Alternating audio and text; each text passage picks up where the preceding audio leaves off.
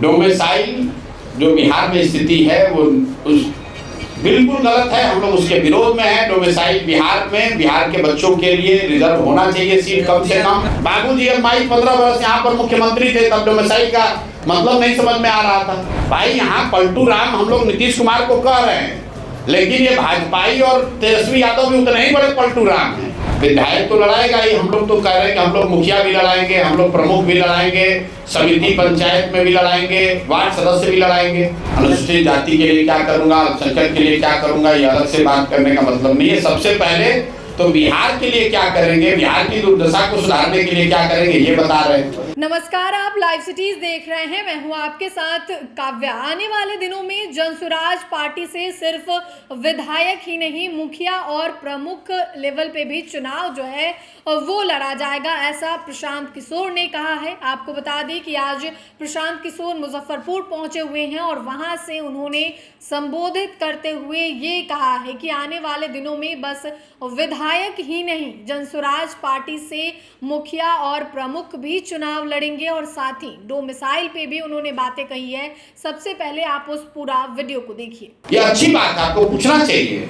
साथ में आपको लालू यादव और तेजस्वी यादव से भी पूछना चाहिए कि भाई तुम्हारे दल में पैसा कहां से आ रहा है, नीतीश के लोग पैसा कहां से ला रहे हैं।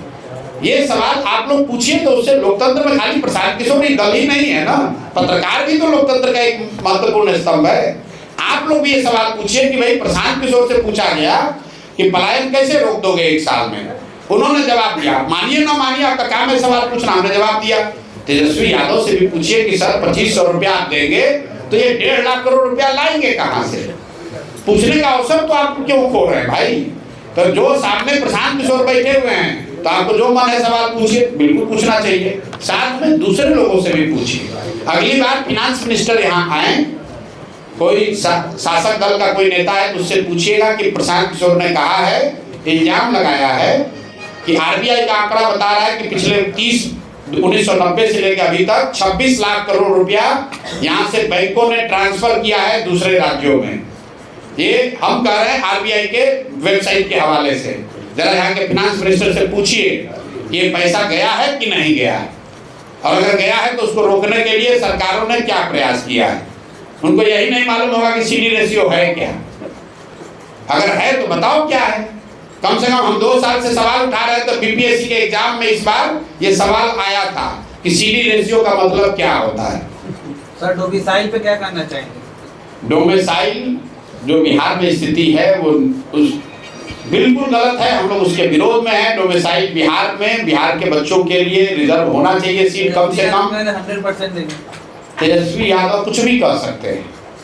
अभी जो पहले 2 चरण में शिक्षकों की बहाली हुई, उस समय शिक्षा मंत्री कौन था, चंद्रशेखर यादव, जो तेजस्वी यादव के ही पार्टी के नेता हैं। उस समय उप मुख्यमंत्री कौन थे, तेजस्वी यादव। और नौकरी देने का श्रेय कौन लेना चाह रहा है, तेजस्वी यादव। तो आप लोग जरा पूछिए कि सर आप उस समय डोमिसाइल नीति काहे नहीं लागू कर दिए। 2 लाख जब शिक्षकों की भर्ती हो रही थी, तो अभी तो 1 साल पहले की बात है, 70% यूपी और मध्य प्रदेश के लड़के उसमें आए हैं, दूसरे राज्यों के लड़के आए हैं। जैसे विपक्ष में आए तो तुमको डोमिसाइल नीति दिख रहा है। बाबूजी अम्माई 15 वर्ष यहाँ पर मुख्यमंत्री थे, तब डोमिसाइल का मतलब नहीं समझ में आ रहा था। डोमिसाइल क्या है, तेजस्वी यादव को आप लोग पूछिए कि 15 साल आप सत्ता में रहे, आपके माँ बाबूजी, करीब 3 वर्ष आप डिप्टी सीएम रहे, उसमें 2 लाख शिक्षकों की बहाली हुई, उस समय क्यों नहीं डोमिसाइल लागू कर दिए। जैसे ही विपक्ष में आए तो याद आ रहा है, विपक्ष में आए हैं तो शराब माफिया जदयू में दिख रहा है। जैसे ही सत्ता में गए थे तो उनको शराबबंदी से ही सब फायदा दिख रहा था। भाई यहाँ पलटू राम हम लोग नीतीश कुमार को कह रहे हैं, लेकिन ये भाजपाई और तेजस्वी यादव भी उतने ही बड़े पलटू राम हैं। नीतीश कुमार पलट के भाजपा में जा सकते हैं, ये तभी तो संभव है जब भाजपा वाले उनको गला लगाने के लिए तैयार हैं। जब नीतीश कुमार पलट के गए और तेजस्वी ने उनको गले लगाया, तो तेजस्वी भी तो पलटू राम हो गए। कल तक उनको गाली दे रहे थे, पलटू चाचा बुला रहे थे, अब उन्हीं को विकास पुरुष बता रहे हो। तो नीतीश कुमार अकेले पलटू राम नहीं है, उनका योगदान इतना ही है कि पलट पलट के तीनों दलों को उन्होंने पलटू राम बना दिया है। किसी का कोई बात नहीं, जिसको उन्होंने चुन लिया वही पलट गया। सरकार बनाने की आप बात कर रहे हैं, अगर इस बार चुनाव होता है, जनसुराज अगर सीट बिहार में लाती है, अगर सीट कुछ कम जाए तो किसके साथ भी मिलकर सरकार बनाएंगे। चुपचाप विपक्ष में बैठेंगे। सर हमको कोई घबराहट नहीं है। आपको क्यों घबराहट है? हमने कहा हमको 10 वर्ष भी ऐसे ही चलना पड़े, कोई दिक्कत नहीं है। आपको क्या जल्दी? हमने पहले ही कहा न चुनाव के पहले गठबंधन न चुनाव के बाद गठबंधन। कि पहली बात तो आप ये समझिए कि ये जो थियोरेटिकल बात आप लोग बताते हैं कि बिहार में मजदूरी 300 रुपये है और मनरेगा 245 है। बिहार में आज भी 80% लोग, फिर से लिख लीजिए इसको, 80% लोग दिन में 100 रुपया नहीं कमाते हैं। 100 रुपया नहीं कमाते हैं। कहाँ 245 रुपया कौन कमा रहा है यहाँ? अगर 245 रुपया कमाएंगे तो प्रति व्यक्ति आय यहाँ पर 75,000 होना चाहिए। प्रति व्यक्ति आय बिहार में 34,000 रुपये है। अगर पटना और बेगूसराय को हटा दीजिए तो प्रति व्यक्ति आय यहाँ पर 25,000 रुपये से कम है। तो ज्यादातर लोग 100 रुपया दिन का नहीं कमा रहे हैं। जहाँ तक आपने बात कही कि मनरेगा में 245 है, अन्य राज्यों के मुकाबले कम है। केरल में मनरेगा का रेट अभी 700 रुपया कर दिया है और यहाँ पर 245 दे रहा है। उसकी एक वजह यह है कि मनरेगा का जो यूटिलाइजेशन है बिहार सरकार का वो इतना कम है, पिछले वर्ष में 39%। तो 100 में 60 रुपया तो हम लोग दिल्ली से लेकर ही नहीं आए और जो पैसा आया उसमें 40% कमीशन कट रहा है। वो आप लोग को हमसे बेहतर मालूम है।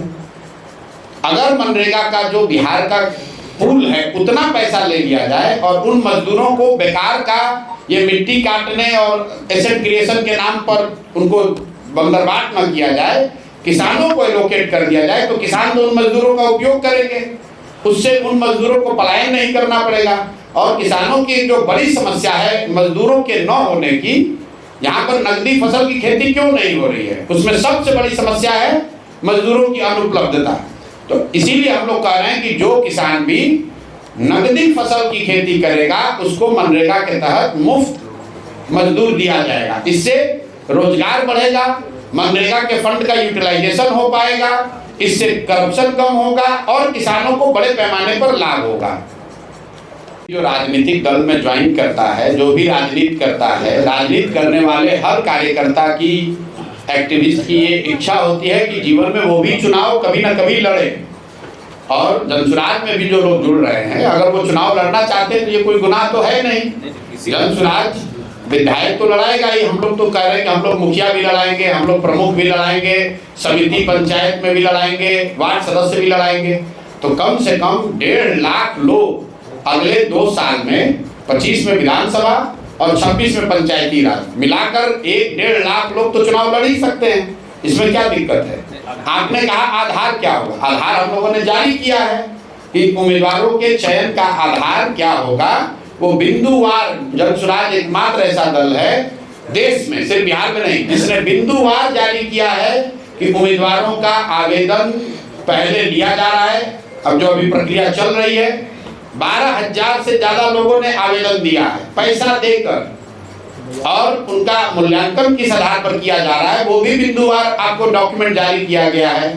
हर आदमी जिसने आवेदन दिया है उसको बताया भी जा रहा है कि भाई इन 10 बिंदुओं पर तुम्हारा मूल्यांकन किया जाएगा। अब वो मूल्यांकन जब पूरा होगा तो जून जुलाई में मूल्यांकन का रिजल्ट आपको दिखेगा। स्वाभाविक तौर पर 243 सीट है तो चुनाव तो 243 लोग ही लड़ेंगे। लेकिन अगर अन्य कार्यकर्ताओं की इच्छा है, उनकी अपनी सोच है कि वो सबसे बेहतर उम्मीदवार हो सकते हैं, तो लोकतंत्र है, सबको कम्पीट करने का अधिकार होना चाहिए। अल्पसंख्यक के विकास के लिए क्या करेंगे, क्या प्लान है? हम लोग किसी अलग से वर्ग के लिए कि मैं अनुसूचित जाति के लिए क्या करूंगा, अल्पसंख्यक के लिए क्या करूंगा, ये अलग से बात करने का मतलब नहीं है। सबसे पहले तो बिहार के लिए क्या करेंगे, बिहार की दुर्दशा को सुधारने के लिए क्या करेंगे ये बता रहे हैं। लेकिन अगर बिहार में बच्चों के पढ़ाई की बात हो रही है और अल्पसंख्यकों की आबादी 18% है, तो 18% आपका भी उसमें फायदा है।